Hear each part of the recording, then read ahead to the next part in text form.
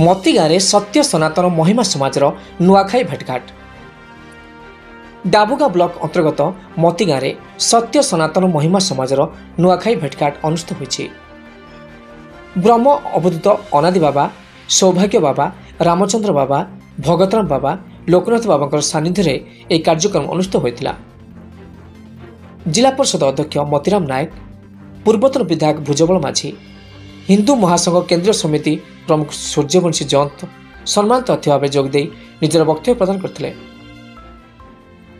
अन्य प्रमुख व्यक्ति भितर जी साईराजू, एम आपाराव, बंशीधर माझी, विविध मेहर, जगन्नाथ मेहर एवं अन्य माने उपस्थित थे। नुआखाई भेटघाट अवसर में सांस्कृतिक कार्यक्रम अनुष्ठित होता। नवरंगपुर मेयर संग्र पात्र रिपोर्ट, ओटीएन टीवी।